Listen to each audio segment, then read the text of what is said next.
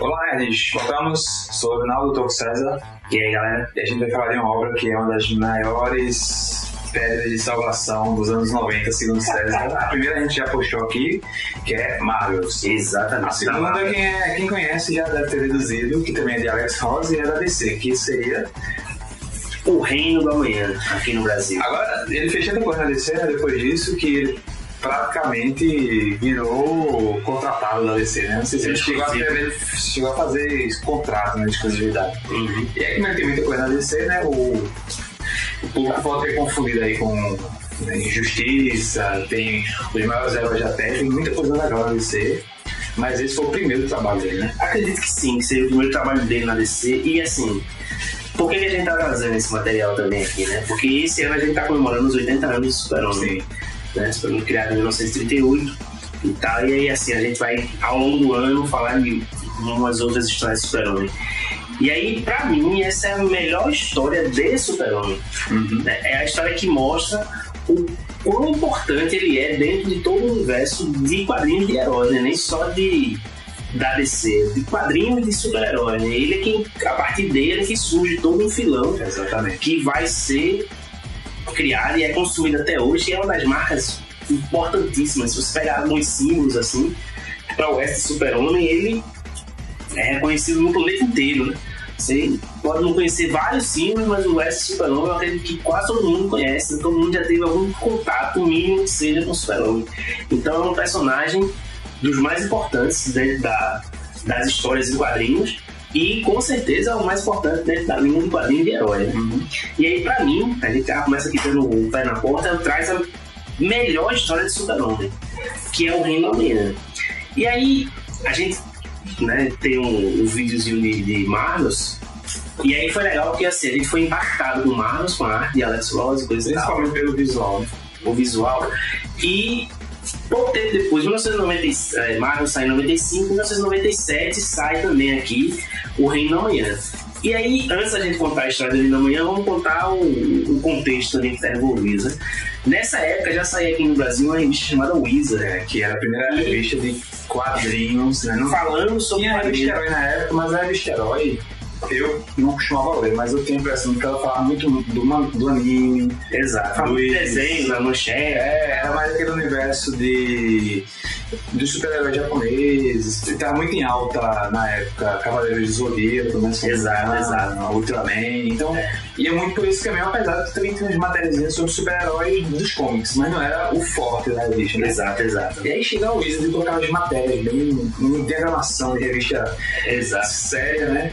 Sobre quadrinhos. Ela era editada pelo Sidney Gould na época, né? Então, a própria Wizard já meio que lançou a semente da vontade de você ler esse material, porque ela passou um tempo falando, né? Não tinha site pra conferir, não tinha notícia Eu via da pedra. E as sessões de carta, né? Que eram algumas. E aí na Wizard não tinha as prévias, né? Algumas imagens. Isso. Assim, para o lançamento. Exatamente. Acho que foi um dos primeiros lançamentos que criou expectativa, né? Como hoje em dia acontece. Exato. Uma mega saga, né? A própria Abril, nas revistas, meses antes do lançamento, falou: tá vindo aí e tal, a história do ano, coisa e tal, blá blá blá. E aí ela lança em 4 edições o Reino do Amanhã, formato americano, né?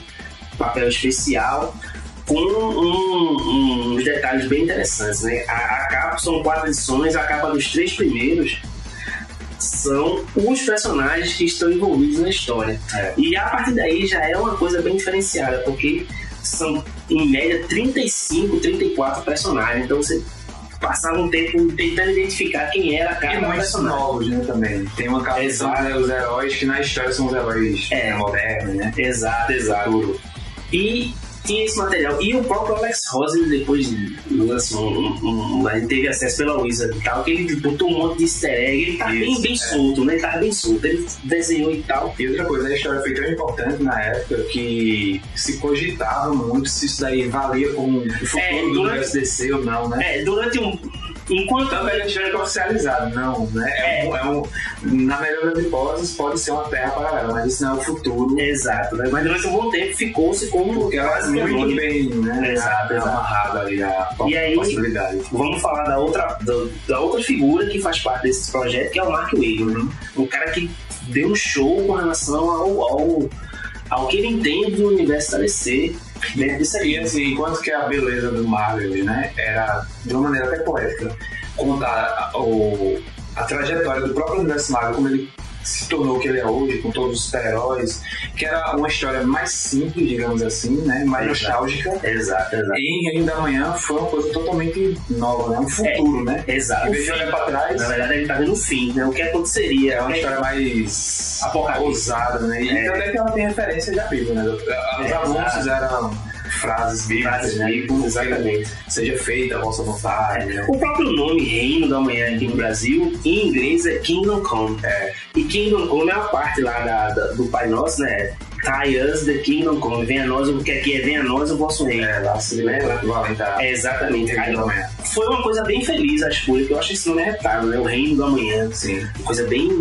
Porque Super-Homem reflete isso, porque Super-Homem é o Homem da Manhã. Isso. Né? Durante muito tempo ele tinha essa alcunha dentro dele, né? O Homem da Manhã. Foi muito feliz essa escolha aqui. Bom, aí vamos falar da história agora, né? Do que se trata a história? Bom, parece batido, principalmente para quem conhece Injustice, joga muito Injustice, mas Injustice não é 100% original. E tem outra coisa, já veio depois, né? Exato. Influência.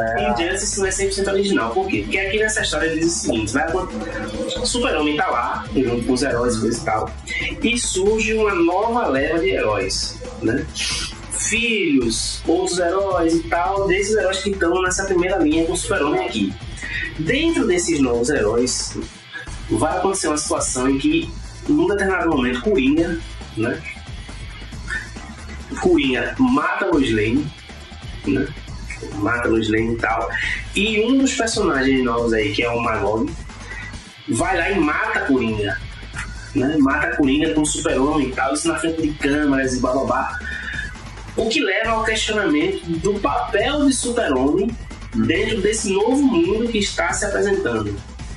Ele ainda é o personagem, os valores que ele tem ainda são importantes no novo mundo em que você tem muito mais cinismo, ceticismo, né? Ou é a hora dele partir e dar a vez a esse novo grupo que está chegando, né? Esse é o primeiro questionamento que o Superman vai ter. Ao fazer esse questionamento, ele chega à conclusão de que o meu tempo aqui já deu. Já deu, tal, eu vou tirar o time de campo. E aí ele tira o time de campo. Quando ele faz isso, os heróis também daquele período dele também vão tudo tirar o time de campo. E aí essa nova leva de heróis vai tomar o lugar deles. E cria esse mesmo mundo assim, meio que banaliza isso. A presença do herói já não é mais... Pois é, então é banalizado, é cético, é cínico, entendeu assim? A vida é uma coisa de Gandhi, né? A vida em si perde o valor e isso vai ser estourado, né? A coisa vai perder o controle total. E aí, assim, Guerra Civil também não é nada muito criativo. No momento em que eles estão enfrentando um vilão no Kansas, né? Ali no Kansas e tal, eles estão enfrentando um vilão. E aí tá Capitão Átomo lá. E esse vilão vai e rasga Capitão Átomo. Quando rasga todo o poder de Capitão Átomo, o estoura e dizima toda a região onde eles estão, né? E aí esses heróis passam a ser questionados, né? O excesso também, né? A falta de controle, na verdade, né? Super-Homem é um cara comedido, ele é um cara que fundamentalmente a vida é mais importante do que qualquer outra coisa, né? Então ele respeita a vida, ele tem cheio de valores. Esses novos personagens não são. E aí quando rola esse questionamento, o Super-Homem está exilado. E agora? Né? O que acontece? Essa é uma linha que está acontecendo. Quando acontece esse estopim, vamos dizer assim, uma outra linha começa a surgir na história que envolve um pastor, que é Norman McCain, o nome dele. Inclusive o desenho foi inspirado no próprio pai de Alex. Que Alex ele fotografava pessoas como modelos para fazer o desenho lá, e o pai dele foi o modelo para esse personagem. Norman McCain vai ser ele, tá ali, ele é um pastor e tal, que tá lá na congregação dele, aí aparece um espectro lá pra ele. E quando aparece o espectro diz, vai acontecer um evento aqui que vai mudar toda a realidade. Só que há muito tempo que o Spectrum não aparecia, ele perdeu uma âncora humana. Veja Zé. Ele perdeu a âncora humana, então o próprio Deus, porque Spectrum é como se fosse a fúria de Deus, né? O próprio Deus diz, você precisa ter um contraponto humano para poder, na hora que for preciso, ter o julgamento mais correto. Fantástico isso aí. Né? Então o Spectrum se junta com o Norman McKay para observar tudo que vai acontecer a partir desse momento.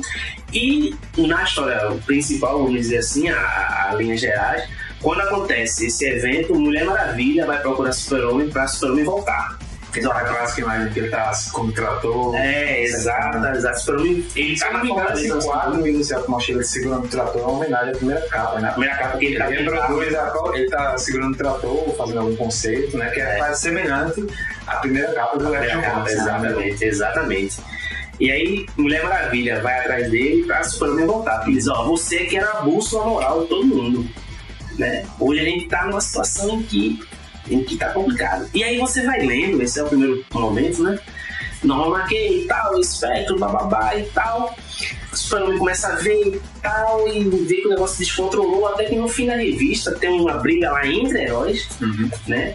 E, isso é muito massa retratado, porque eles estão brigando e tal, é quando vê o próprio Norman McKay que fala que é como se fosse um vento passando, quando o vento passa, entorta uns ferros lá e tal, prende e tal, quando todo mundo olha pra cima, Super-Homem tá lá de volta, né?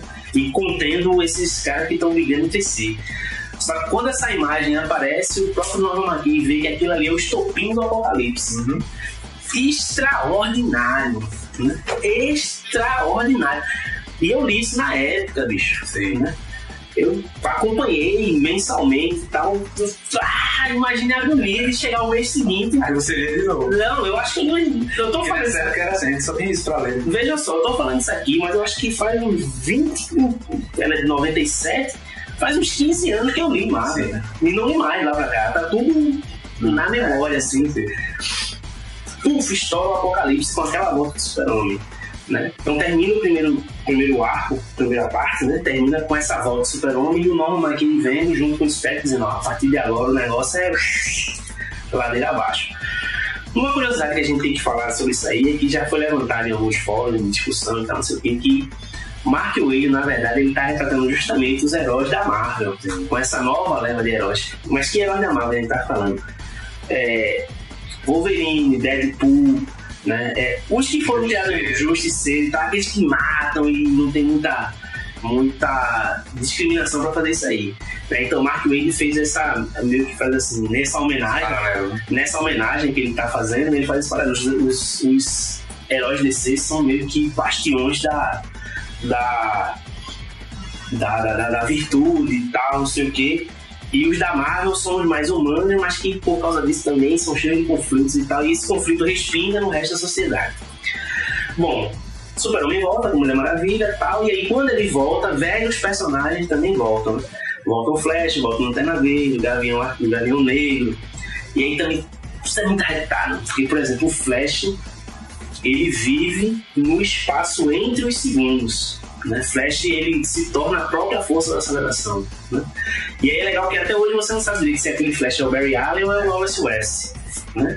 Ele vive no espaço entre os segundos. O Lanterna Verde virou meio que um guardião mesmo, ele vive numa fortaleza fora da Terra, no espaço. Então, estão vários conceitos arretados. Os próprios novos personagens são muito massas também, né? Porque se desgarraram ali, alguns são os filhos, tem a filha de Estelar com o Robin e tal, então tem todo um caldeirão ali. Nessa volta, o Super-Homem vai atrás de Batman, né? Ao ir atrás de Batman chega e diz, você tá muito fora aqui da realidade, você tá muito fora do contexto, muita coisa mudou ao longo desse período que você tava fora e eu fiquei, né? Eu fiquei aqui e tal. Beleza, né? Bom, em que consiste tudo isso? Na verdade, você começa a perceber que a história vai caminhando, não crescendo, para um inevitável confronto entre a nova e a velha geração de heróis, né? E é fantástico a parte desse confronto, porque cada um vai assumir um lado, cada um vai ser uma parte desse confronto todinho, e o confronto final pode pôr fim à vida como a gente conhece, porque são poderosos de um lado com poderosos do outro lado. E os vilões no meio aí dessa história também. Extraordinário, com um personagem que até então, eu vou ser sincero, até então eu achava ele legal, mas nunca dava a real importância dele, que é o Shazam. Shazam vai ser né, como é o fiel da balança dentro dessa história todinha. Que nesse momento ele já não é mais um Billy Batson criança, né? Ele é um adulto já que passou anos sendo torturado por Lex Luthor. Então ele é o fiel da balança dentro de todo esse contexto que está acontecendo. Por que essa história para mim é uma das maiores histórias de Super-Homem? Porque mostra o quanto ele é importante para todos os heróis que existem. Ele é a bússola moral para todo mundo, né?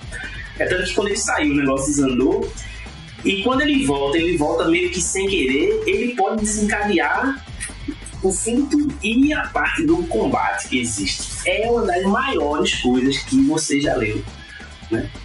Porque Shazam dá um pau em Super-Homem, porque Shazam tem poderes mágicos e tal, mas acontece uma situação no final em que Super-Homem é levado ao seu limite total. E aí você vê o quanto o Super-Homem é importante dentro disso aí, porque as decisões que ele toma são fantásticas, né? E cada decisão que ele toma muda toda uma realidade, todo um processo. Extraordinário, pra mim a melhor história de Super-Homem, a história que eu mais gosto dele, recomendada num nível altíssimo. Altíssimo. Então aqui, O Reino da Manhã. A Panini lançou recentemente essa edição encadernada, né? Ela lançou ali no final dos anos 2010, por ali e tal, e relançou de novo agora, né? Quem puder, compre. Formato grande, é legal pra você ver a arte, né? A arte de Alex Ross pula do quadrinho pra gente e tal, você fica analisando, vendo e tal, os detalhes, e ressalta toda a importância aqui. E o trabalho que o Mark Waid fez no roteiro é algo também digno de nota, né? Legal que essa minha é autografada pelo próprio Mark Waid, né? Não pode passar, né? Então tá bom, né? Depois dessa aula, né? Curta o vídeo, compartilhe. Quem não conhece A Reino da Manhã, quem não sabe ainda do que se trata, já faz tempo, né? A gente lembra assim, parece que foi ontem. Mas 20 anos, né? 21 anos já. 21 anos. Então, recomendo esse vídeo pra quem quer conhecer, saber um pouquinho mais. A gente não contou a história, a gente contou o básico, né? O bom mesmo, eu acho que a gente não deu spoiler aqui.